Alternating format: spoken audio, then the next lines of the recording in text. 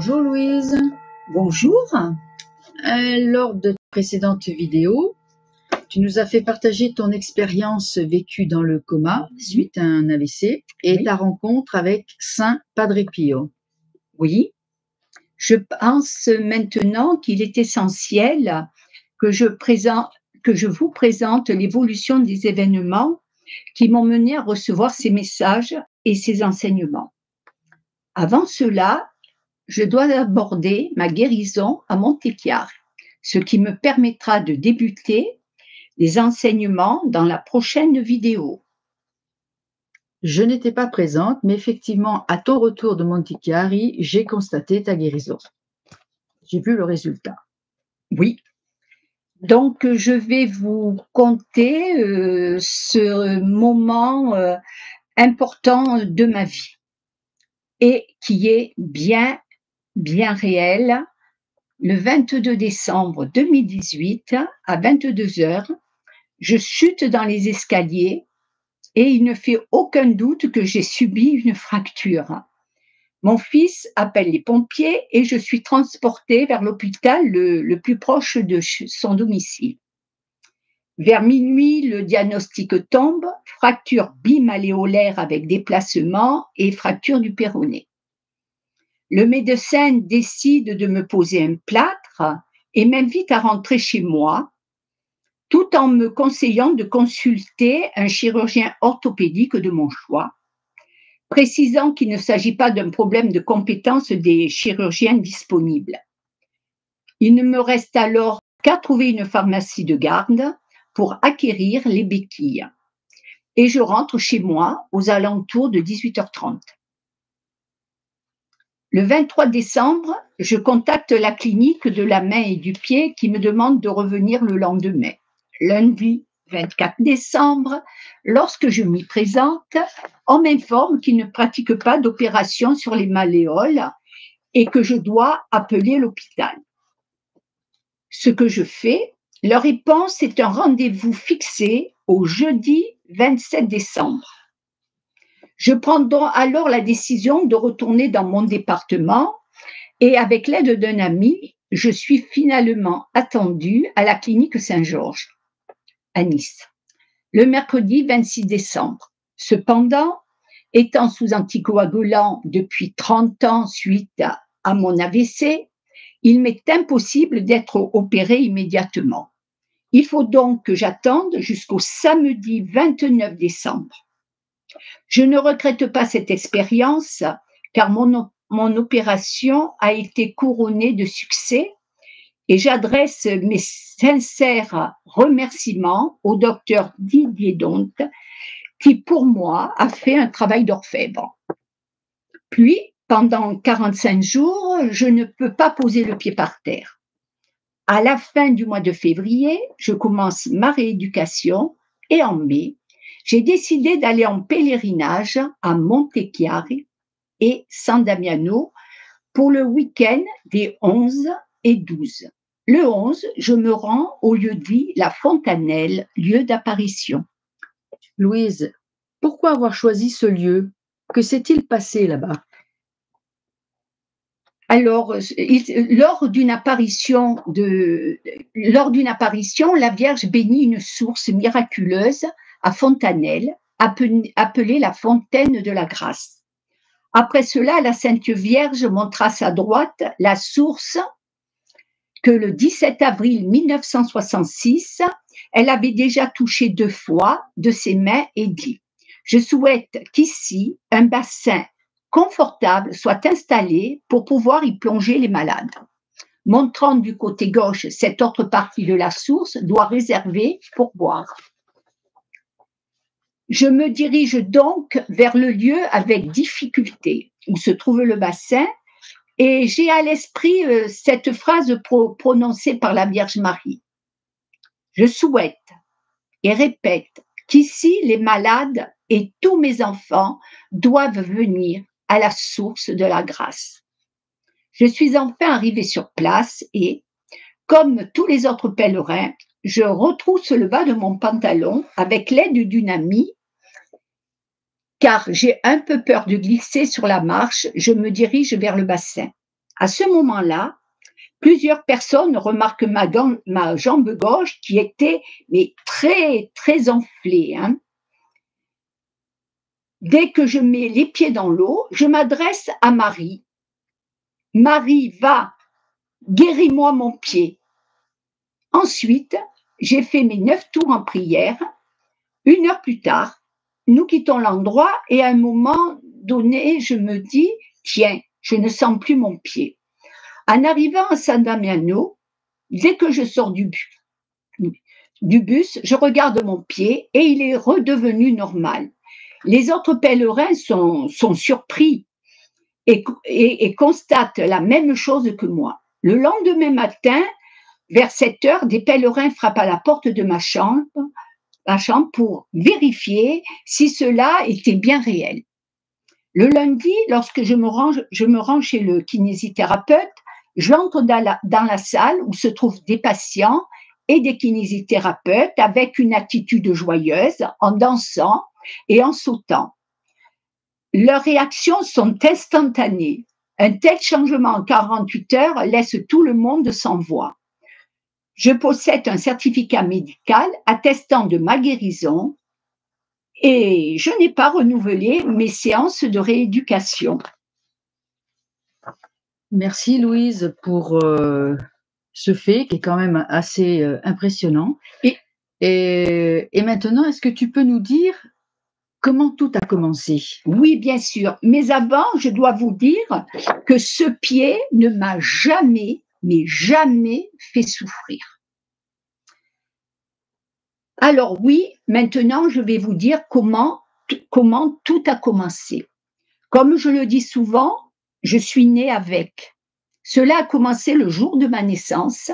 Ce même jour, mon grand-père naissait au ciel. Et ma mère a vu une ombre qui tournait et tournait autour de son lit. Et pourquoi est-ce que tu fais un lien avec ce jour? Pour moi, c'est une évidence, car j'ai vécu en lien avec ce monde et cela a interpellé les membres de ma famille qui me trouvaient bizarre, pour ne pas dire plus. Il ne faut pas oublier que nous étions dans les années 50. À quel moment, Louise, tu as eu conscience que tu vivais sur 2 plans? À l'âge de 7 ans. C'est le jour où mon père est venu me voir dans ma chambre. Depuis quelque temps, une petite fille vient me voir, elle commence à m'accompagner et je joue avec elle. Ma famille m'entend parler seule et se pose des questions. C'est certainement la raison de la venue de mon père. Alors je lui dis, « Papa, dis bonjour à mon ami. » Aucune réponse.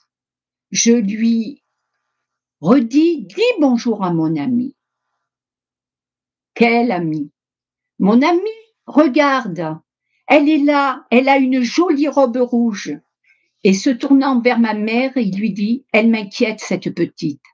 Ma mère lui dit, elle est folle. Alors je me suis mise à pleurer.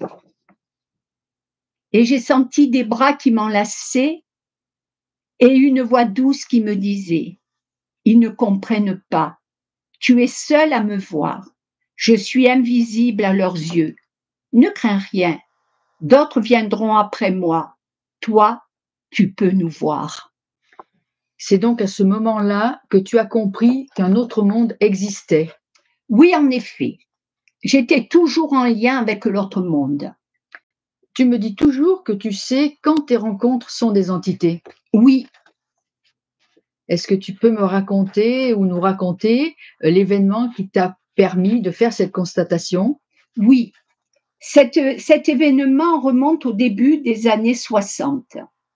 Ma mère m'a rapporté que j'avais depuis plusieurs jours une température élevée.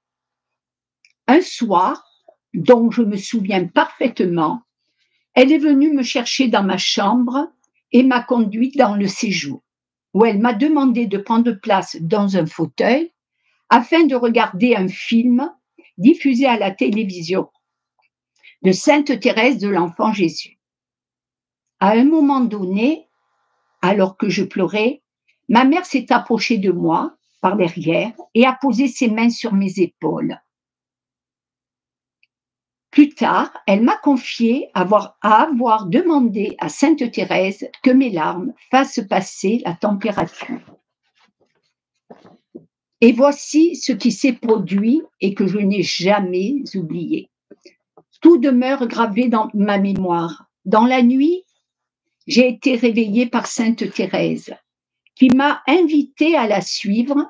C'est alors que j'ai remarqué qu'elle ne marchait pas sur le sol, mais flottait. Il m'est venu à l'esprit qu'elle se tenait à environ 40 cm du sol. Je l'ai suivie jusqu'à une tombe, et là, il s'est mis à pleuvoir des pétales de rose. Le lendemain, j'étais guérie. Et croyez-moi, il ne s'agissait pas d'un rêve. Après cette guérison, Louise, tu as continué à vivre en conscience sur 2 plans jusqu'à l'âge de tes 20 ans. Que s'est-il passé lors de tes 20 ans? Tu as pris une décision importante. Oui, après toute cette période qui était quand même relativement difficile, c'était l'année de mes 20 ans, précisément le 16 août 1969. Après une célébration joyeuse du 15 août, entre la fête du village et les commémorations mariales, sans oublier le bicentenaire de la naissance de Napoléon. Je dois avouer que j'ai eu la chance de vivre tout cela en Corse, suivi d'une nuit blanche, et au petit matin, alors que je rentrais chez moi, ils ont commencé à se manifester. Ils étaient si nombreux que cela est devenu trop envahissant. J'ai alors prié ces frères défunts de ne plus se montrer, car cette situation était devenue insupportable. Alors, excédée, j'ai demandé à ces frères défunts de ne plus les voir, tellement cela n'était plus vivable. Ce jour-là, avec force, je leur ai dit « Partez d'ici, laissez-moi, partez, ne revenez plus ». Puis j'ai fermé les yeux et j'ai ajouté plus calmement « Je vous demande la grâce de ne plus vous voir ». Et cela me fut accordé. Lorsque je rouvris les paupières, ils avaient tous disparu. Est-ce que tu peux me donner des exemples de toutes ces visions des défunts? Oui, je tiens à préciser que je n'ai jamais été maltraitée. Pour moi, le plus difficile, c'était quand j'étais seule à la maison. Alors, voir un homme dans le couloir. Un jour, une main se pose sur moi. Je tourne la tête, je la vois. Je peux vous assurer que j'ai pris, comme on dit dans le Midi, la poudre d'escampette et j'ai quitté la maison. Alors, comprenez que voir des gens assis à côté de vous, des gens dans la rue, voilà, au bout d'un moment, c'était devenu très pénible. Très lourd. Et très lourd à porter, oui. As-tu jamais regretté d'avoir pris cette décision, Louise? Non, je n'ai jamais regretté d'avoir agi ainsi. Mais bien souvent, ces êtres désincarnés me sont apparus pour m'informer d'événements importants. Quel genre d'événements? Quels sont ces événements? Une nuit, alors que je dormais bien profondément, j'ai entendu un bruit fort. Puis, j'ai aperçu une lumière dans un coin de ma chambre, ainsi que l'apparition d'un ami qui s'était suicidé. Je lui ai demandé « Pourquoi t'es-tu suicidé ?» Il m'a répondu « Ne le dis pas à ma mère, c'est à cause des médicaments. » Ensuite, il a disparu. J'ai alors allumé ma lampe de chevet, il était 3 heures. Le lendemain, j'ai reçu un appel téléphonique m'informant du décès de mon neveu qui était sous trithérapie. Et un autre événement très important qui s'est passé, celui-ci, à 5 heures du matin.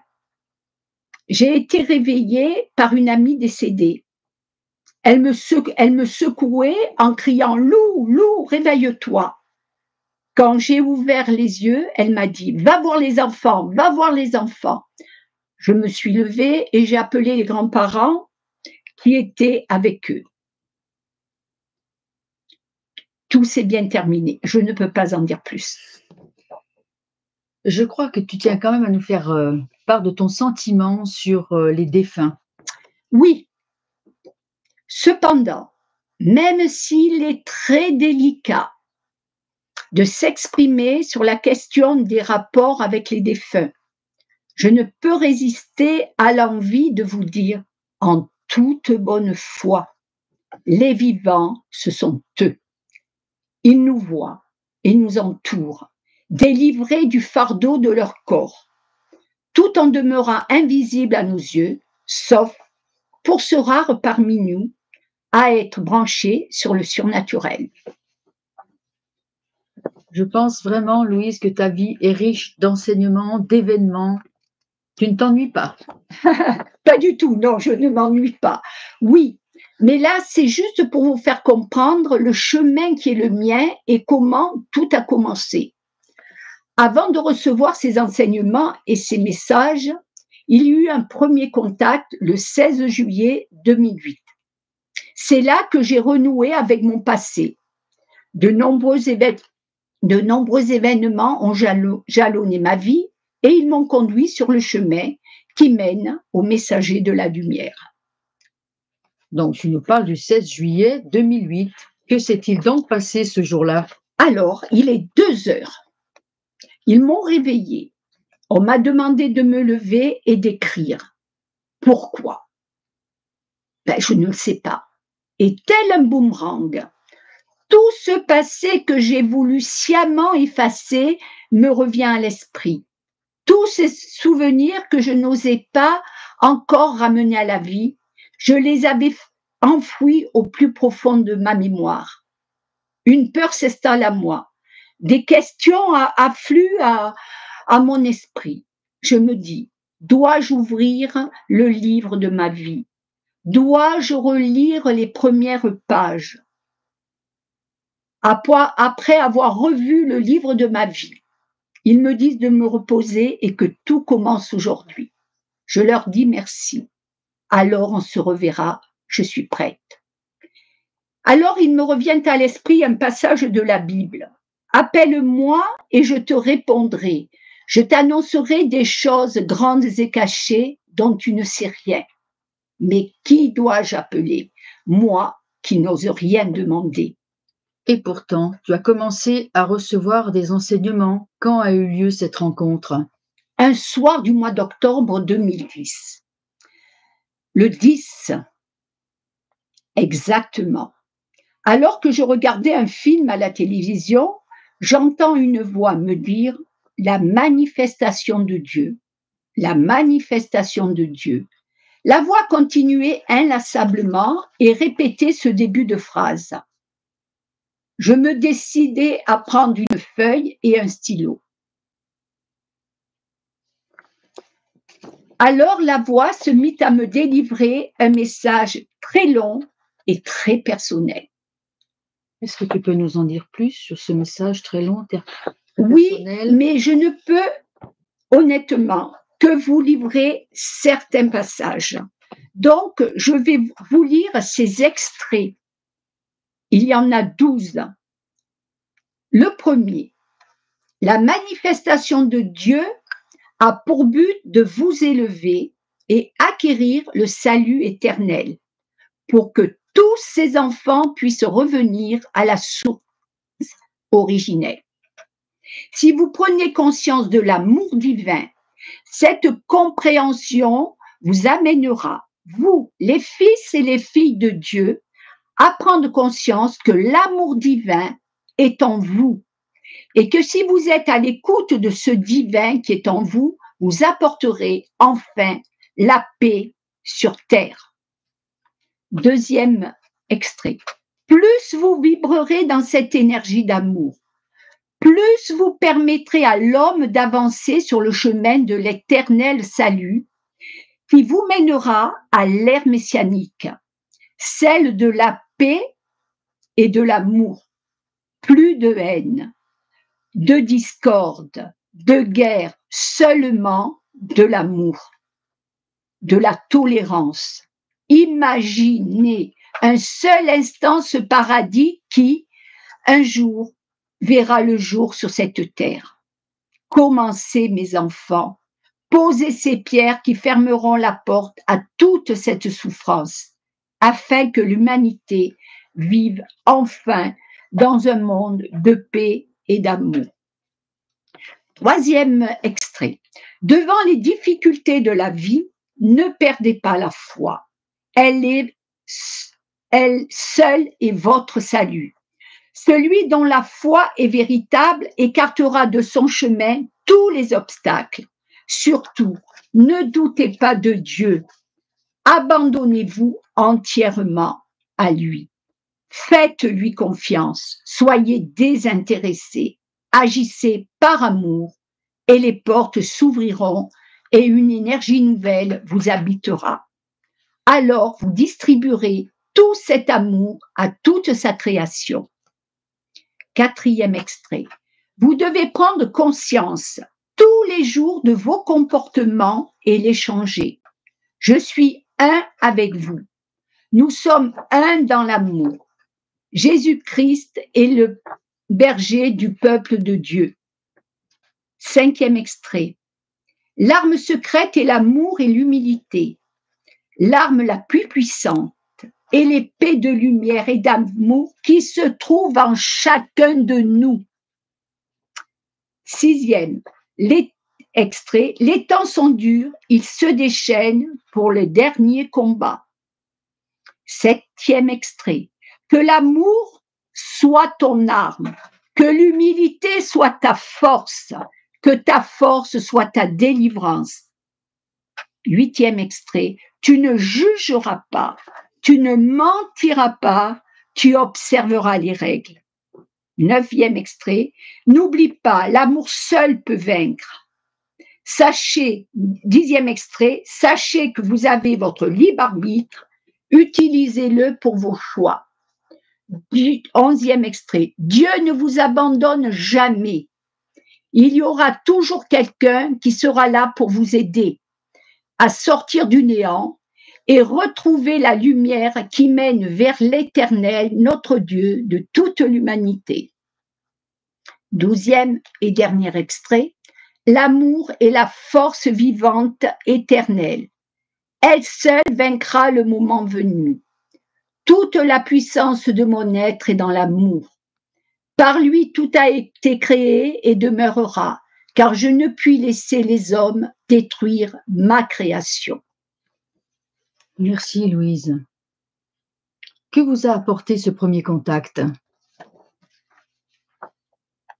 Je peux vous dire que ce premier contact fut riche, fut long, et que les enseignements personnels que j'ai reçus depuis ont bien enrichi ma vie et m'ont ouvert bien des portes sur une connaissance non livresque. J'espère seulement planter des petites graines qui germeront un jour pour vous conduire dans la lumière de son amour. Est-ce qu'il y a eu une demande particulière, Louise, de leur part? Je tiens à vous préciser que je n'ai jamais été obligée de prendre ou de transcrire un message ou un enseignement. Et je dois avouer que bien souvent, je ne me suis pas rendue disponible pour diverses raisons. Ils ont dans tous les cas respecté mon libre arbitre et je les en remercie.